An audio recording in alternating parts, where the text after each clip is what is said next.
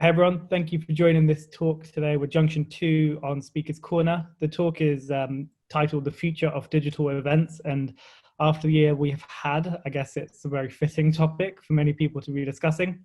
I think it's clear the pandemic has pretty much obliterated the live music industry in so many different ways for artists and promoters.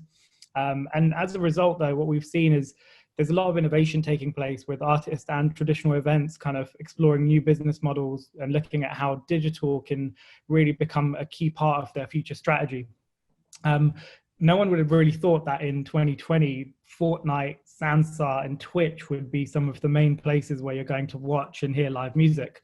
But I think it's very interesting, and it does present a very unique opportunity for the music industry, especially to explore what these worlds mean and how this could actually be a positive in many ways for the future.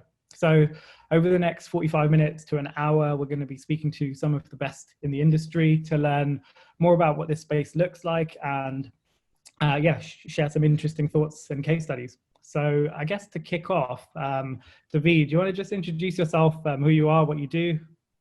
So I'm the Chief Revenue Officer of Elrow, who has been like a brand that's been in the electronic music entertainment for, I would say, for more than 6 generations. So not in electronic music, but just entertainment. So we do like, before COVID, we did like a big immersive version of a very particular tech house party. And for the last months, since COVID started, we moved into the digital arena. And myself, I'm in charge of marketing, brand partnerships, and everything that means somehow revenue. So that's what I'm doing. Nice. Sam, do you want to jump in? Sure. Yes. So I'm Sam Distaso. I run our business development at Sansar. Sansar is the leading virtual live events platform. We were kind of created by the geniuses over at Second Life many years ago, and we're really just here uniquely to service the live event organizers of all different types to allow attendees to join these events from any manner of hardware devices. So whether that's from VR headsets, gaming PCs, mobile devices, browsers. What makes Sansar unique in the space is if you look around and you see some of these other games, I think, Inder, you gave a good intro there around the Fortnites and some of these other ones. They all kind of have a pretty cartoony aesthetic, which appeals to some people, but not for all brands. And so Sansar, we've taken a photorealistic approach to it by building out our own kind of custom game engine from scratch. And so now our kind of event partners span from music, esports, film, comedy, and then a lot of corporate partners to hold ongoing events. So we're just looking to keep on expanding out, and really our approach is much more servicing those event organizers rather than telling people that we're the promoter ourselves. Nice. Exciting times. Ed? Hello, Ed Hill. I'm the VP of Beatport Media. Beatport's the largest electronic music platform in the world and has been around about 16 years. And we pioneered the kind of digital DJ download revolution. And over the last couple of years, given our traffic, we've kind of diversified slightly and set up a media arm of the company. And that deals with live streaming, brand partnerships, and just trying to give our audience a kind of space where it's not less transactional about buying music, but also about kind of integrating the culture and the music culture that exists with our audience. Nice. Yeah, you guys have been very active over the past year, making many people's lives a little bit more enjoyable. James. Hi guys, I'm James Sutcliffe, Chief Marketing Officer for LiveNow. LiveNow was launched in February of this year. It was actually the idea for the business actually came about pre-COVID, but COVID has really accelerated our business and the opportunity. And LiveNow is essentially a live streaming pay-per-view platform focused predominantly on music, but we also have a fitness part of our business. And also service sport, and have got plans this year to run a series of shows in comedy as well. So we're branching out into kind of other areas of entertainment. We launched with our first event during lockdown 2.0 with Dua Lipa, which was widely hailed as a global success. We followed that up with a show with Gorillaz. And then more recently did a show with Pete Tong and his Ibiza Classical Orchestra at the O2. And we're following that up this year with a series of really high-level shows with some global artists, and also plans with a lot of it in the electronic space as well. Nice. So to start with, I'm going to jump between this idea of two types of virtual events or digital events we're seeing. One which is pretty much like a camera, and there's a certain experience behind that, and then we go into a much more interactive digital space with stuff like Sansar, and I think both are equally important. Audiences kind of resonate with different ones for different reasons. David, I just want to quickly start with Elrow, because I guess one of the interesting things is you've done both now. You've tried the virtual space with Sansar, and you've also tried the more traditional approach with a camera. Elrow is one of these brands where it's incredibly unique in many different ways. What were some of the learnings and experiences you had from running one version, which was traditional video, and then the other being more interactive? Like, what were some of the findings you had, and how did your audience receive it?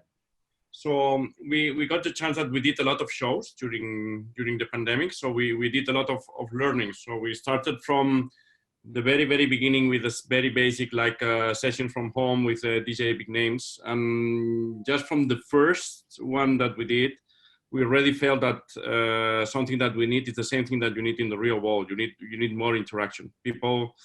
Electronic music is not something that you watch like you watch a football match, that you just sit down and relax and look at it. You need a lot of interaction.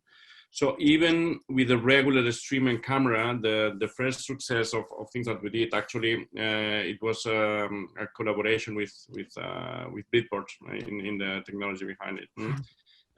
We evolved to another product that we call Elrow Show, and the big difference is that people can connect from home.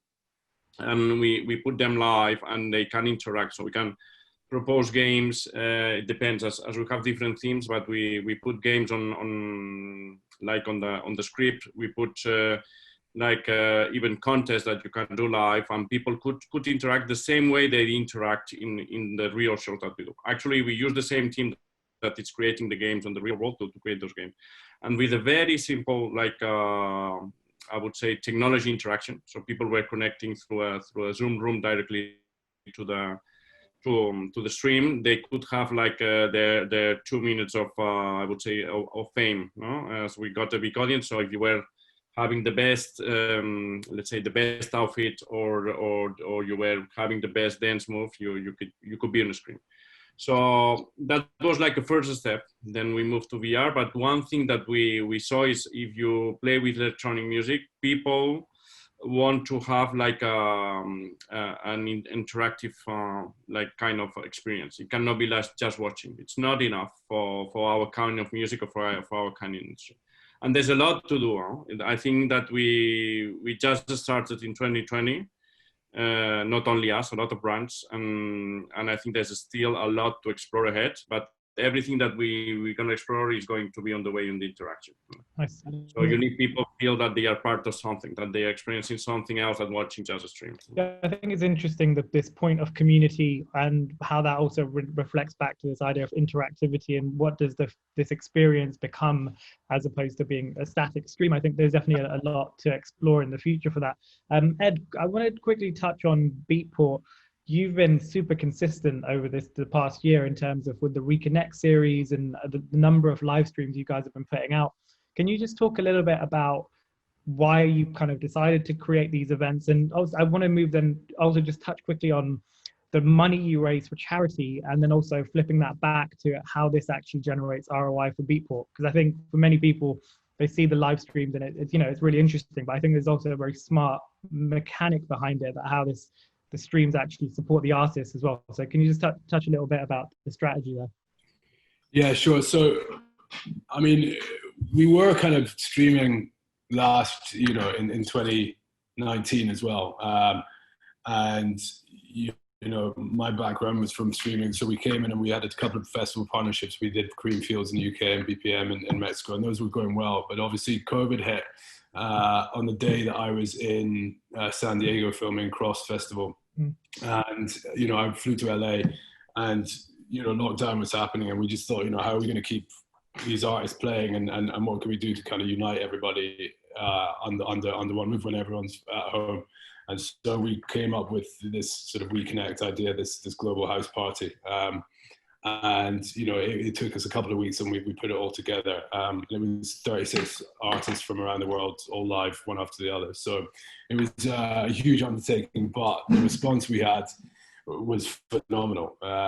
We did it to raise money for COVID. It was actually the hardship fund for the AFEM had set up. So people that were out of work in the music industry, especially, that we raised money for, and we raised, I think the first time we raised $180,000 for that one, and since then we've continuously done these WeConnect events, mainly to keep artists busy, but always for causes. So we did another one for WeConnect, we did 2 for Beirut, we did one for a music school in South Africa, and we did, the most recent one we did was to generate awareness and some money for mental health, because obviously mental health is a big issue at the moment, in particular with the lockdown.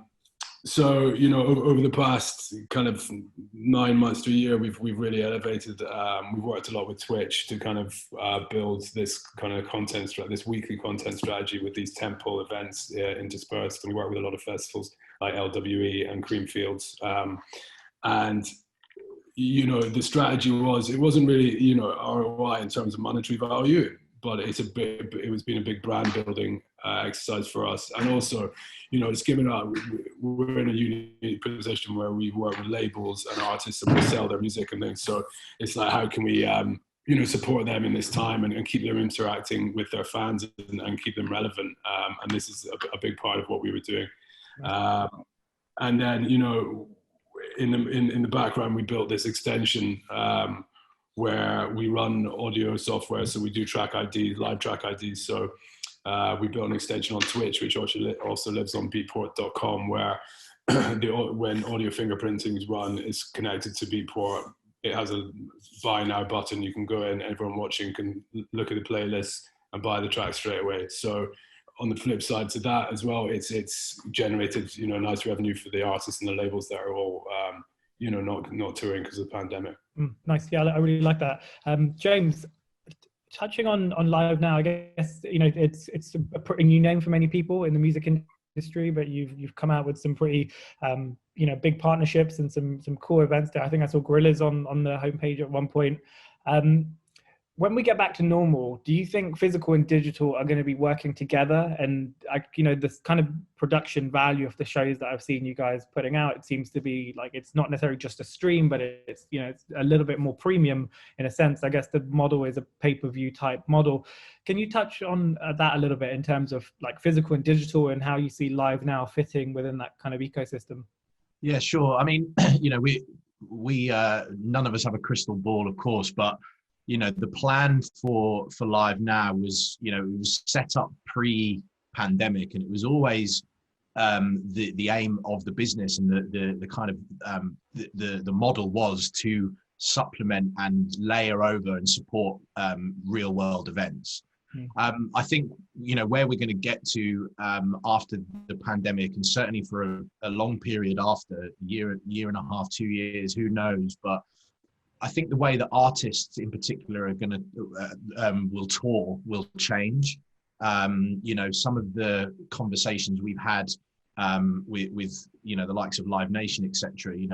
I think the days of the 75-date world tour, from a sustainability point of view as well, just isn't going to be or get back to that level, anytime soon. And so we, are looking to fill that void where, an artist will still tour and they'll still play big shows, but where they did 75 dates, they might do 40. And, the extra revenue, that kind of would have come from those other shows that they're not doing will hopefully come from, a platform like ours where, we're able to kind of reach a global digital audience. And I think as well, if you look at the example of boxing, the pay-per-view model in boxing is you know, probably the leader in terms of that.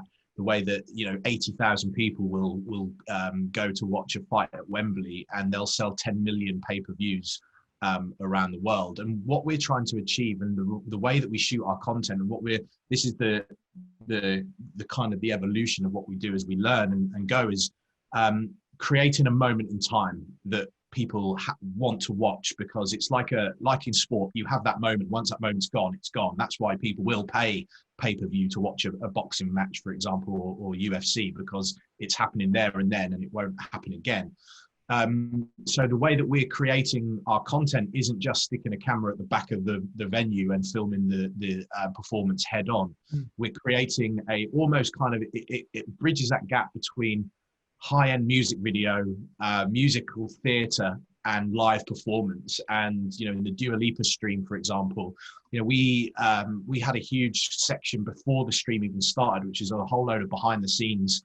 So it was interviews, but it was also up close and personal footage of the rehearsals, following Dua, you know, in the lead up to the show and in the week before even, which was kind of, you know, giving fans a real insight and access that they wouldn't normally get. Then after the show, we had, for the VIP tickets, we had an after party. The Blessed Madonna DJ'd, Kylie was involved, Dua was there, they were all dancing. And we've got a function on our platform called Watch Together, which is a function that we're really going to be ramping up a lot more over the coming months, where you were able to apply for the artist to join your group. So it's effectively like a Zoom call like this. You've got all of your friends on the screen, and you're able to kind of watch the event together. And it's those kind of experiences that I think will allow the real world events to continue, and they will happen, but that will allow a digital audience to still engage with the event in a unique way, and add value, because that's the ultimate thing. It's, you know, how do you replicate the feeling or the experience of being there? You can't do that like for like, but you can add other experiences to it, so that people still get something out of it. And I think the final point is, you know, like Glastonbury, for example, you know, 250,000 people go to that field to go to Glastonbury. But you've got millions who will still watch it at home on the red button. And I think I saw the figure that during the lockdown, when Glastonbury did put out their digital content, it's 22 million people watched that content. And of course, it was, you know, largely because people couldn't go there, but that it shows that there's a large appetite for people, you know, wanting to watch and consume this content in a different way to possibly that it's ever been presented before. Yeah, I completely agree. I think the format approach is very interesting, because it's not just the content per se, like, you know, with the pre-content behind it, the more insightful documentary style narrative. I think that's super interesting. And I think what's clear is, you look at Netflix, for example, and the amount of music content they're putting out and the success of it. I think that, you know, it's clear that there is a space for this. It's, you know, definitely fits. Sam, I think this is where Sansar fits into this conversation quite nicely, in a sense that it's so far away from the world most people know. And if you're not from a gaming background or anything, it can seem a little bit strange for people to get their head around it. Like, why would I want to exist in a virtual world as an avatar? But for the next generation, I really believe that these game worlds are their social media. It's, you know, it's more important to them than Instagram. It's where they will communicate with their friends and connect with their friends much more than traditional social platforms, which are really an older generation type thing.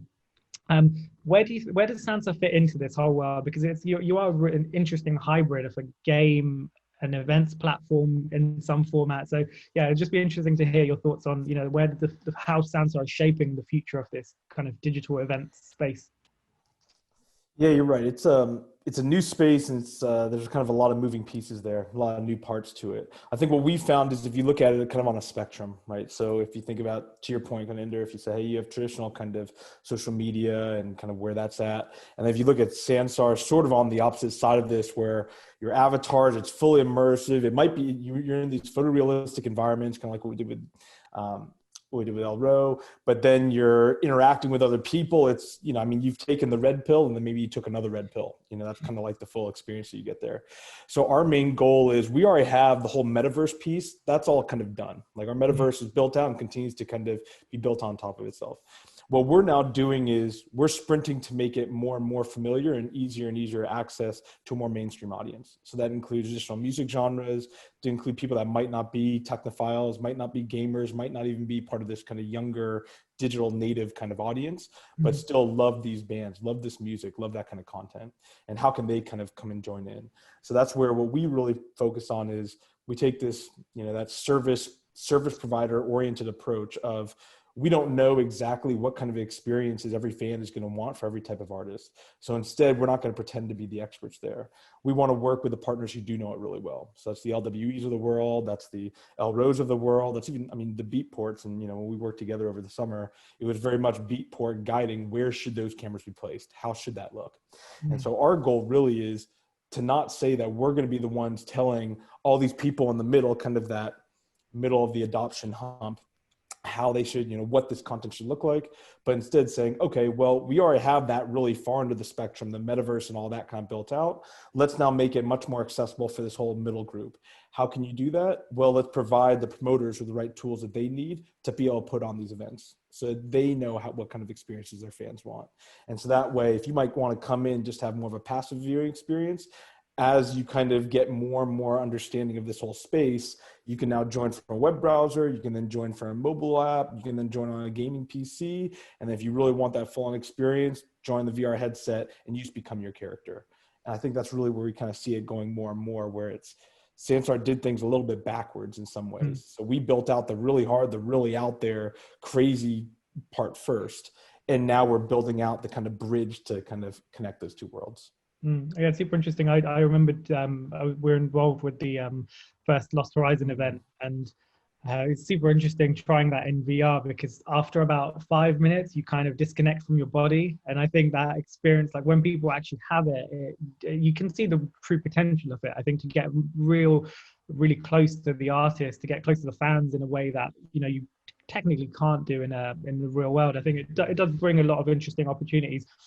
Definitely something that feels like it's for the next generations, in my opinion, but I could be completely ageist here. It'd be interesting to hear your thoughts, everyone's thoughts on this point. You know, is Sansar and these kind of virtual worlds something that's really for the kids? I mean, I think not just the VR space with the headsets, but I think, sorry, I've got 3 sons. You know, even just the stream that we were putting out on Twitch of Lost Horizons, for example, you know, just seeing the avatars dancing and the crazy stuff that they're doing. And that was really refreshing to, you know, I've been streaming for like 10, 11 years. And I was just watching going, this is amazing to watch. It's hilarious. It's really cool. It's like, it's super engaging. And actually, you know, after we did the Lost Horizons, it's one of the most kind of requested bits of content that we have from our chat room. You know, how are we going to watch more of this? And, you know, so it's something that we certainly wanted to lean into as well. And I think, you know, for the younger generation, for sure, it's something that's going to be a way of life. But actually for people that are at home watching this kind of content, it still works. Yeah, and I was going to sort of say that, to add to that, I think this is for the younger generation who will be kind of experiencing this stuff at firsthand, and that's kind of all they know, to, you know, from a starting point. You know, just talking from personal experience, my daughter's 10, and, you know, she was playing Roblox, or plays Roblox like religiously, and I started playing that with her, you know, just to appease her and just to kind of get involved and see what she's up to and whatnot. And I kind of was like, well, it felt a bit childish and whatnot, but then it's actually a really great entry point for adults and, you know, older generations to actually connect, and families to connect through these worlds as well. And you know, when it was Lil Nas X did his concert on Roblox, I'd seen the Fortnite one, and obviously Fortnite I got more because it kind of felt more like a game and it felt a little older. And when I saw Roblox doing it, I was like, got a light bulb. I was like, yeah, this is, you know, this is not just a game. There's adults playing this. There's adults interacting with their kids on it, and they're going to music events together. And it's a crazy concept to think that there's probably, you know, there's going to be a generation of kids who might not go to a physical concert for, you know, for years. Like they might, that might be the way that they experience live music, is through these worlds. And I think the gateway is, you know, bringing the parents in and older brothers and sisters. And, you know, I think there's definitely, it's not just going to be about the next generation and really young people, for example.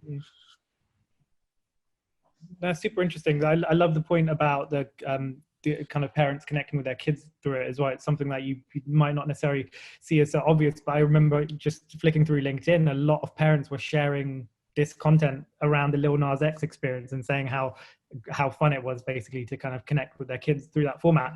What I think is also super interesting about these digital worlds, and we can touch on this and move into the next topic around monetization, is in the right context, these digital worlds can become a huge revenue stream for artists and for the music industry. On the one hand, we have ticket sales, but things like virtual merchandise and actually coming in and buying an outfit and dressing your avatar is, I believe, you know, it's projected to be worth 50 billion in 2022. The whole space of avatars and in-game skins.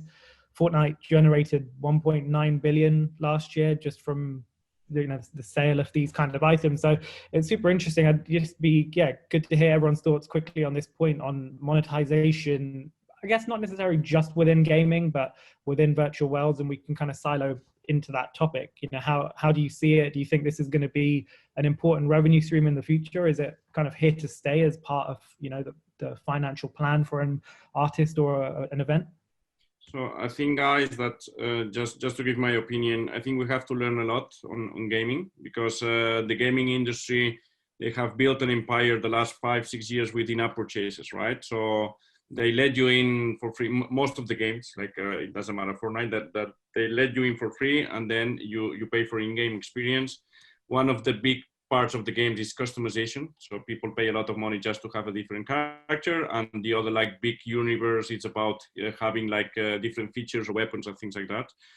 But, you know, like companies like Supercell or Epic Games, they make much more money than any other business model that you pay upfront. And in the event industry, I think that we have like super nice or super interesting like things like people here in the table, like you, James, that I think you are opening many things like with LiveNow in terms of monetization. You guys as well, some as we tried like more like in-game experience, but we have a lot to learn. But I'm certain that if we let people try and put their hands in the experience, I think that shouldn't be that difficult to build that step by step. And I would love to see the events and music industry to build something similar that gaming did the last 5 years, and would be based more in like small purchases inside the experience itself. No matter if you pay a ticket up front, but for sure that there is a lot to do in that. Because gaming succeeded, and there is a lot of consumer psychology behind that, and I would love to build that. Let's see if it works, but that would be a great project. Interesting. Anyone else on monetization and where you see this going? Any opportunities, any amazing case studies that you would reference as being a good example of what we could look at? I guess one thing that's kind of worth it is, at least on these kind of digital spaces, and James, in your world also, I'm sure, you know, I mean, it's part of the benefit and the downside. I think all of us are all here because we do enjoy the real life physical events as well, and hope that those kind of come back as soon as possible. You know, in the digital space, you have no geographical constraints and you have no capacity constraints, right? So you can kind of obviously reach larger numbers, you can kind of be all around the world. But as far as the monetization, I think, you know, we even saw it, I mean, we saw it candidly because of the Second Life experience. We saw it a couple of decades ago around how valuable skins were. So of like the hundreds of millions of dollars the Second Life was kind of pumping out a year, it was 60% of that was all going on skins. So it's obviously, okay, that's that. Now what I think we're finding is as this kind of becomes more and more gamified, there's just a lot more opportunities to then monetize, but in more natural and authentic ways. So you might have more brands that can kind of come in and authentically engage in some of these spaces that otherwise would have made sense, right? Mm. So it could be these fun kind of quest lines, or, like we do with Elrow, it's like a branded kind of a cornhole type of a thing, which may or may not always kind of feel exactly authentic when it's at a traditional event. In this space, if it's gamified, now these brands can actually bring the content. They can provide this kind of entertainment. And so it sort of opens up a whole new space there. So I think in-app purchases are going to be there. I'm sure different kind of bundles, legacy, like loyalty point systems and all of those types of things are going to play a big role. I do still think that I hope there's still a big place for the promoter in this space, who knows how to promote these events, who knows how to put on a great show, and that they don't kind of fall by the wayside and have just the gaming companies kind of take over and say, hey, we know gamification techniques, so we can do our promote our own shows. I think there's a lot of kind of legacy knowledge that the promoters have around how to provide those experiences. Yeah, no, sorry to jump in. It's a very interesting point, I guess, because unless you're like an Elrow that has the unique IP around your brand, some promoters maybe, other than accessing talent, might not be able to bring too much to their table in some cases. But I think it's an interesting point. There is also this, I guess, this natural case of evolution, and this is one of these things we're starting to see. I mean, as industries change, like the need for some people kind of diminishes slightly. So is there a role for a promoter in the digital space? I think there always will be, because they have audiences, they have relationships with artists, and then good promoters have built up history of delivering great experiences, and when they bring those experiences to a digital world, it makes perfect sense for their audience because they understand it.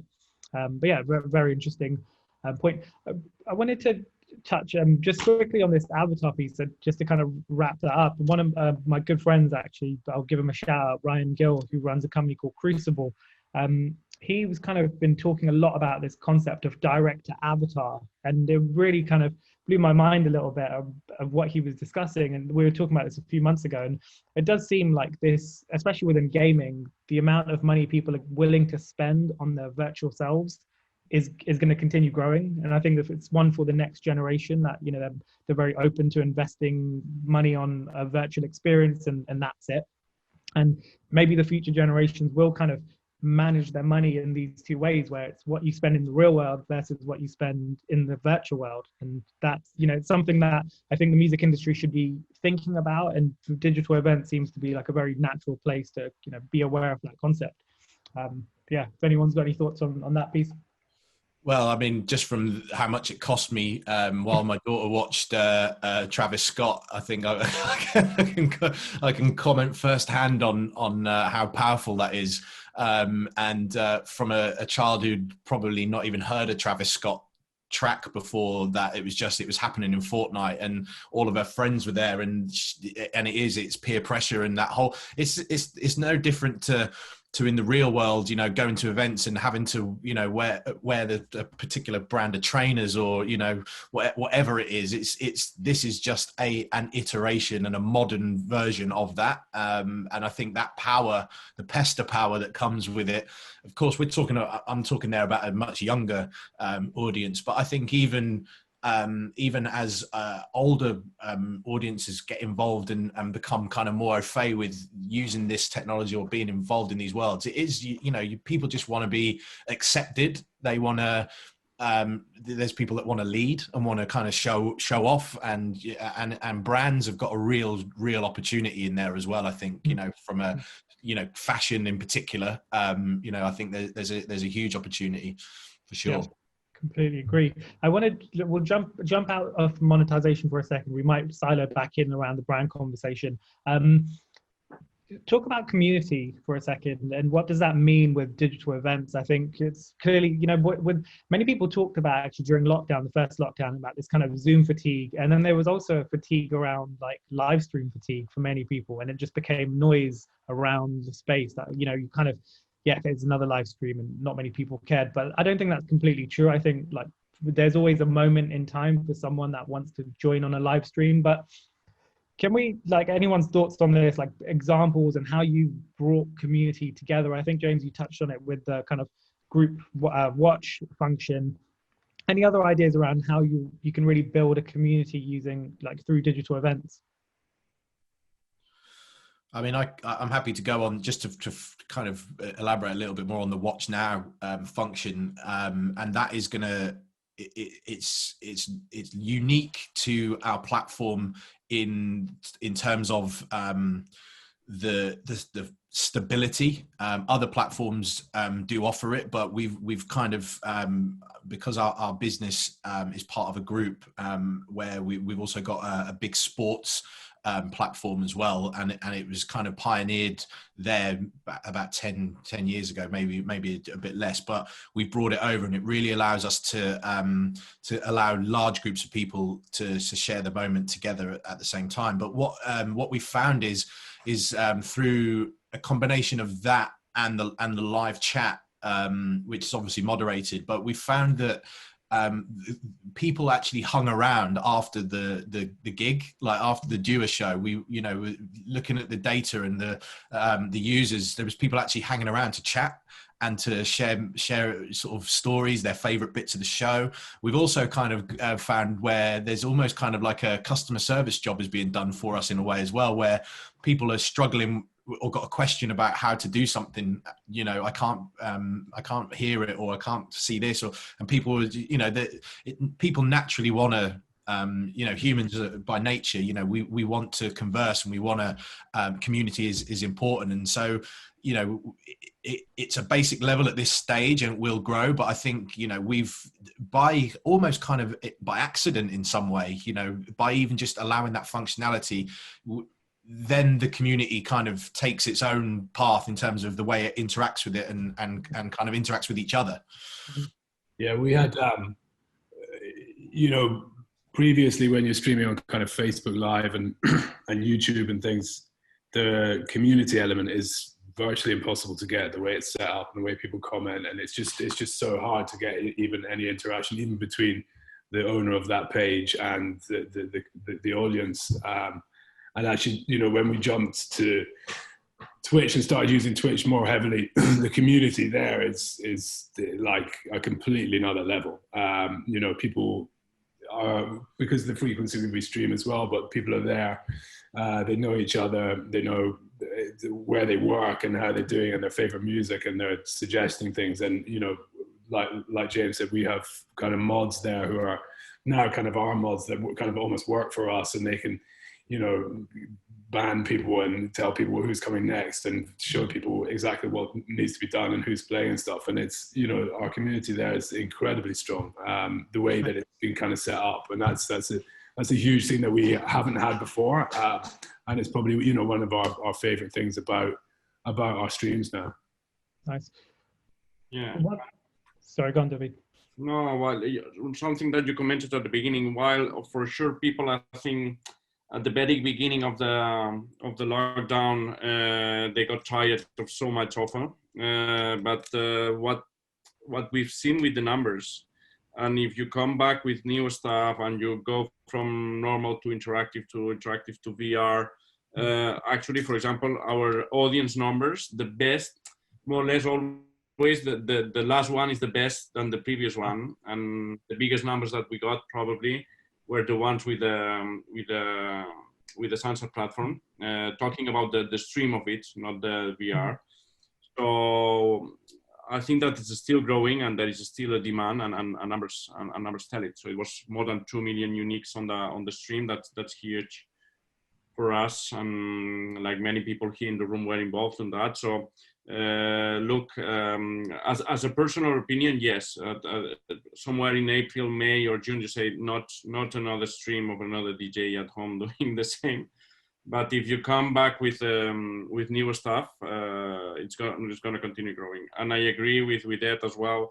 Like platforms like Twitch, there is a whole another level compared to Facebook that's just still giving the same. The same kind of user experience that when they started, and it's comment based. You cannot. It's just watching TV actually. That's interesting. Nothing special. Yeah, for sure. I just quickly, I'm touching on that point of community as well. One campaign I remembered, which was super inspiring, and when I'm going to give you some context first. Like when we think about digital, it's the internet. It's the kind of principles and philosophy that the internet was built on, which is this collaborative open space for people to exist in. And that's, you know, it's gone through its iterations.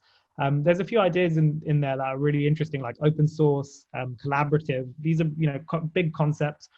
Junction 2 did this live stream, I think the first live stream, and they put it out to their audience to basically kind of take an asset pack, I believe, and kind of create assets that could exist within the virtual world. So it's like giving people a platform to exist within it. And I think that those kind of ideas are also super interesting and inspiring, because they, you know, you bring the audience into the experience even before the experience has started.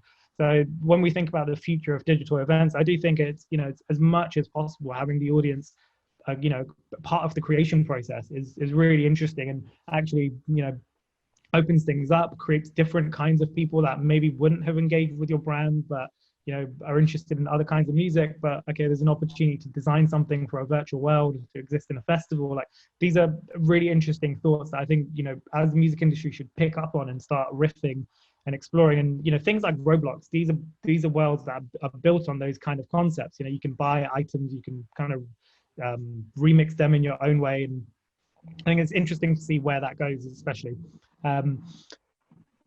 This next point is, maybe it's a tough point actually to answer with, you know, we're 5 males on this panel, but talking about diversity within digital events, within VR, and what this means. I mean, there's one thing which is the comments and how do you moderate those comments, which, you know, is its own talk, and a very difficult one, I think, to, well, not that difficult, but, you know, there's a lot of underlying stuff that companies need to do to make sure they're protecting their audience. But I read this survey which mentioned that women are less likely to try VR and are less likely to be impressed by it than men.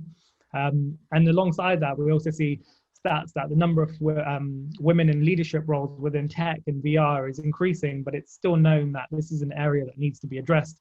I think it hints at a challenge that the way these experiences are being developed might not have a female perspective in them. And like I said, this could be an extremely hard question to answer, but I'd just love to hear maybe from Sam, you know, what are your thoughts on that topic as a whole in terms of women in VR and adoption rates behind that? Yeah, I think it's really, one, it's really important to talk about, and probably, I don't know of another time in history that's probably been more important to talk about than right now. And I would go beyond, you know, so you have the gender discussion there, you have race discussions, you have age discussions. When you're in Sansar, all that kind of gets wiped out, right? So, you know, if you come in and you can be a male or a female avatar, you can make it look however you want to. And you can kind of find that what actually kind of draws people together, we see this all the time in the community, is the interest. Do they have shared interests and the kind of friendships that you develop? So I have friends in Sansar I've talked to for years. I have no idea what they look like. I don't know what color their skin is or anything else, but I always know whenever they're online, we're always kind of messaging. To that point around women specifically in VR and gaming, I would imagine that's probably due to just a lot of kind of gaming itself being a pretty male-dominated space. Obviously, I'm biased, so take what I'm about to say with a grain of salt, but this kind of comes back to where I think the business model that you set up is really, really important, and how that kind of then plays out here. So for instance, if our model was, hey, we're a game, we're going to book an artist, and we want that artist to kind of play to this community, there isn't going to be any push to have any kind of promotion or new audiences or new approaches or thoughts of kind of going about it. Instead, though, if we say, hey, we're here to really service that promoter, if we work with, so one of the shows we did over the holidays was a he, she, they, them, I think it was called. And so there's, you know, or a little gay brother. There's kind of been a number of these different kind of acts that have kind of come in. And the reason those acts came in isn't because Sansar said, hey, we want those acts. It's because the promoter that we work with, they wanted to book those acts. And so similarly, when we work with an Elrow or an LWE or any of these other kind of these promoters, I think the real key, at least for us, is we can't solve all of that. Let's put the tools in the hands of the people that are used to putting on these shows and are used to kind of gravitating and pulling those audiences in. And from there, I don't want to say we'll be hands off, but really just supporting them so that they can have the best show possible. So in Sansar now, you can go in and you can go into, like, say, a Lost Horizon show or an Elrow show, and then afterwards you can go into the Hello Kitty world because we've worked closely with the folks over there. Similarly, that can kind of cross over into different music genres and the like. So I think what we'll find is ironically, the digital space, at least this fully immersive space, is where a lot of these issues are going to wipe out, and there's going to be a whole new influx of other issues with trolling and online bullying. All of that's still going to exist, but it's going to exist under a lot more anonymity and specific interest niches that exist. That's at least what we're starting to see. Very interesting. I've got I've got a bunch of questions that we probably won't go through all of them, because I think we're kind of reaching near the end of this, maybe in like 10-15 minutes. But I want to quickly touch on brand partnerships, and I think we all will work with brands in slightly different ways potentially. James, would be interesting as well to hear like where brands fit into your world. I can imagine I can have some thoughts, but I think it's really interesting because we would all work with brands in slightly different formats with the digital events that we're putting on. Anyone can start. What have been some of your challenges of enticing brands to explore digital events where maybe they're used to working in a more traditional format? And this year has been a huge transition for many brands, pulling budgets and not really wanting to take these risks. Anyone want to jump in on that point of brand partnerships and how you see this playing out in the future with digital events? Well, I can start. So somehow, for example, ourselves, that we already got like a portfolio of brand partnerships and of global. So somehow, before going fully digital, our advantage was that we were a global brand, and we got like a huge reach in many countries. But there was always the real life experience based on it, right? So we used to build like real life crazy activation for the brands, and when you go to digital, everything we were doing is not valid anymore. So for us, the big challenge was somehow to get a brand that was already with a digital mindset. So if the brand had already digital mindset, that they can understand the KPIs on reach, they can understand what it means to be on a huge community, to somehow that they have the digital on their DNA, it's way easier. So that's why, for example, we used to work and we still work with them with Heineken, with Desperados brand. That's a nice case study, because but our advantage is that they were already into it. So for them, it was very easy to evaluate if they were getting the goals that they were expecting to get. With other brands, it was more difficult. I think for us, at least for this year, it should be the other way around. So getting away from the typical brand categories or brand industries that they invest in the event industry, and go to the brands that normally invest already in digital experiences or video gaming world or in esports, for example. So at least we speak the same language, and that should be easier. But for sure, it's going to be challenging for someone like Elrow, LWE to start speaking with them, because it's not their typical like brand partnership. But I think that should be the way to go. Yeah, it's an experience for us, because like the day that we go back to the real world, we probably bring this brand into something real. Let's see. So that would be amazing. Nice. Yeah, I think it's about still creating a kind of as integrated campaign as you possibly can, and not just getting someone to sponsor something. It's got to go deeper than that, and for brands to actually feel part of it, and that involves getting artists that are willing to work with brands, and there are maybe you'll have the biggest artists there, but if they're not going to commit and help the cause, and then it's better to go with a lower artist who is willing to fully kind of get involved and invest and not be tricky with that kind of situation. But yeah, it's about obviously the streaming side, but what else can you do? So we just did a big thing with Absolute on New Year, and we did a remix competition with them. So to remix a house classic, and then Carl Cox played it as the last track of the whole thing. And then we did like branded drinks campaigns where people could win and sort of purchase these pre-made drinks packs during the stream and have them delivered, and just evolving it in a more kind of clever sort of way than the sort of two-step sort of sponsorship of a stream is not really enough anymore, and you've got to think more outside the box and more deeper. No, interesting. Absolutely. I was going to sort of to add to that as well. I think in our approach and the fact that we aren't approaching things necessarily from a conversation with that we're talking to agents about putting on a live show. We're actually talking about putting on a there's a narrative to it, to what we do. And so when we talking to brands, we're actually able to and a step back from that, when we're talking to artists and we have certain brands interested in a particular event, we're able to then select the artists that are willing to engage and work with brands. And actually, this is where the difference between real life events and digital slightly differs, is that, you know, when there's a festival on or a live show and there's brand partners involved, they very rarely, if ever, get access to the artists, because the artists turn up, they do the show, and then depending on their routing, they've got to leave.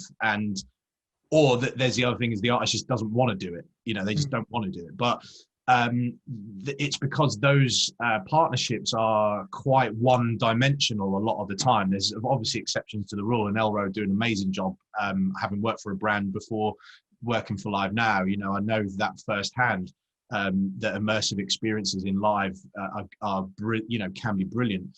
What we're able to do, the conversations we're having, is we can sit down with the artist at the start, and the Dua Lipa stream, for example, there was a story to it and a flow to the performance. So she would perform a particular song on one stage and then would move through the venue to like a bar scenario. And Johnny Walker was a brand partner, and there was product placement done in a kind of a natural kind of way. Puma were involved, and all the dancers had Puma on.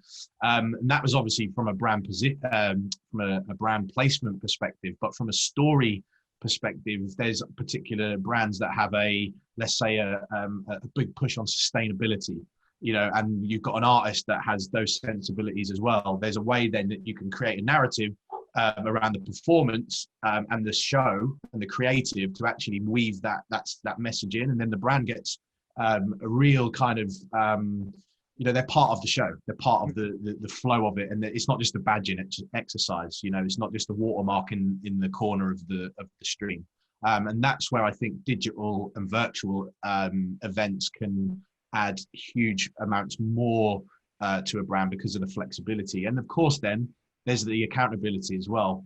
You've got facts and figures, real-time facts and figures and stats that you can provide to the brand to show them. You know, it can be a bit tenuous sometimes in real life. You know, if a brand has sponsored a festival, is one of many sponsors of a festival, how many eyeballs really saw their logo or really interacted or did anything after that event to go and buy that product? You know, and it's not always trackable. Whereas digital, we're able to close the loop, you know, in virtual. Yeah. Interesting. Yeah, I completely agree. Nice. I guess we're just touching on the Sansar piece as well. You know, from my perspective, I think brand integration there is super interesting in terms of, you know, looking at an event. You can kind of do almost anything in a way, and for brands that really want experiential and they understand experiential, it's like here you can kind of deliver a very similar experience, but with all the fun and fantasy of what gaming and digital technology can provide as well. So super interesting. Yeah, it's kind of a funny time with that right now too, where I think we've seen it. I don't know how long ago it happened. Maybe it was around when the initial iPhone came out, how brands were kind of hesitant to go and start like saying, hey, we're going to start committing budgets to mobile. And then before that, we're going to start committing them to digital and online. We're sort of seeing it now where the brands that do come in, they always want to come back. Because when they look at the numbers, they're like, wait, so how long were people in there and how engaged were there and how many eyeballs and how much additional digital merch and what does this look like and the impressions? And it's kind of mind blowing for them because the cost can be much less and the ways they can engage can be much more. And I think, you know, candidly, our biggest issue is just an education piece, you know, so kind of getting it started. And then from there, they can start dreaming it up. So if they're the ones that want to host the events or if they just want to showcase it, do different brand activations, tie it with VIP ticket upgrades that can be mailed out to you. There's all these kind of things that start to get really exciting. And the only real barrier is just an education piece. But I think that'll probably be expedited again because of COVID, for better or worse. But it is it's kind of a weird thing how like brands are actually sort of poised to win the most with everything kind of going online and digital in a weird way. But they'll probably be the last ones to fully take advantage of it. Yeah, I completely agree. I think most brands are pretty risk averse, generally speaking. There's a handful that are willing to really kind of take a punt. And yeah, I do believe, for example, with this concept of virtual worlds, on a separate kind of tangent, brands will probably at some point in the future have their own virtual world as much as having a website. And for some audiences, that virtual world will be where they learn about the brand, where they engage with their latest campaigns and connect with digital products first before they actually buy them in the real world. So things like Sansar, it's that stepping stone for brands to understand that is it's an important medium, like the same way that using augmented reality is this kind of medium for getting them closer to understanding how these people are engaging with digital content. This is the kind of natural next step. So I will kind of wrap it up here and just go. I've got one question everyone can kind of fire from this. Is there's a lot of stuff that we've covered here. Gaming has clearly been something that's kind of central to this when we're thinking about digital events, but there's so much more around it in terms of pay-per-view and where that can go and the formats behind that. I guess my big question, I've got three that I was kind of looking at, and my one that I would go for is where would you guys each, from your own perspective, where would you like to see the biggest innovation come from in this kind of digital event space? So when we think about the future of digital events, where would you like the innovation to really focus on?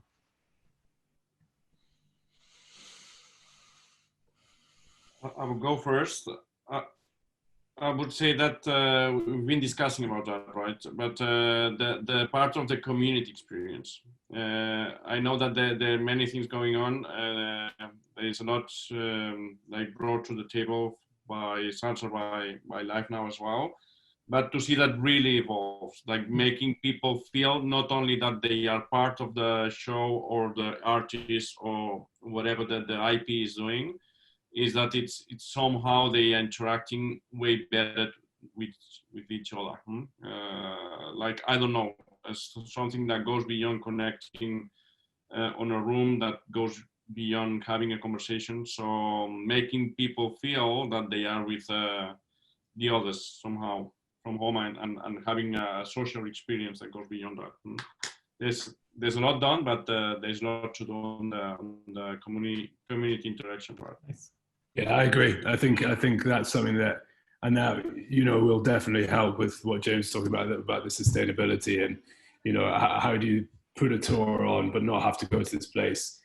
We need to increase the value for the people that aren't going to travel, so the artist doesn't actually have to go on that 4 different tours. It can, how can you bring those people in a really sort of tangible way that they can experience it fully enough?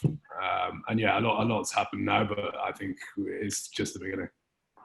I think from my side, I think it's happening, but slowly. And I think there was with Oculus in particular, there was a moment in time where I think everybody was kind of like VR, there was a particular Christmas where, VR headsets were predicted to be the thing that everyone was going to have. And it didn't quite happen. And I think for me, the innovation in hardware, I think is something that I'd like to really see kind of scale up and at pace. Obviously with 5G and some of the new phones that are coming out with augmented reality, we're starting to see some movements there and opportunities. But I think a kind of a rollout of large scale kind of hardware that's when this goes mass market. When every household has a VR headset of decent quality, like they do have a smartphone. That's I think the difference in certain experiences then just becoming the norm. Yeah, super interesting. I mean, I love the community approach. I love the hardware approach. I think those are both super important. I guess just one other one I'd add in is looking at a future where COVID is kind of lessening and live events are coming back, but maybe not in full speed. What does, for every live event around the world, really, how can those kind of realities be merged together so that if you can't physically join, or if you are physically on site, what does that look like? I know we have some interesting plans, even with LWE around that, around kind of these merged reality events.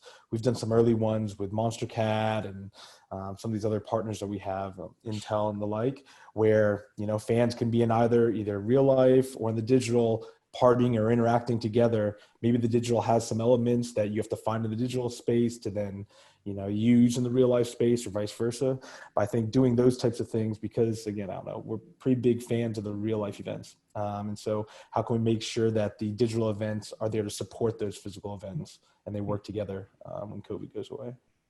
Nice. Well, yeah, thank you guys a lot. I mean, it's like, I think we've gone through a lot there. There's loads of interesting stuff to dig into. And I think everyone should, you know, check out your respective companies, check out the streams and how things are going to evolve.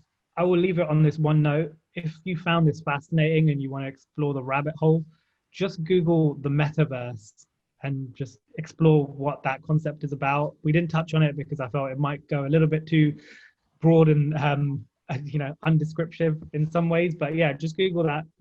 That's the rabbit hole for the future of digital events, in my opinion. And yeah, thank you very much for joining. Right. Cheers, guys. Cheers. Yeah, thank you very much. Cheers, guys. Thank you.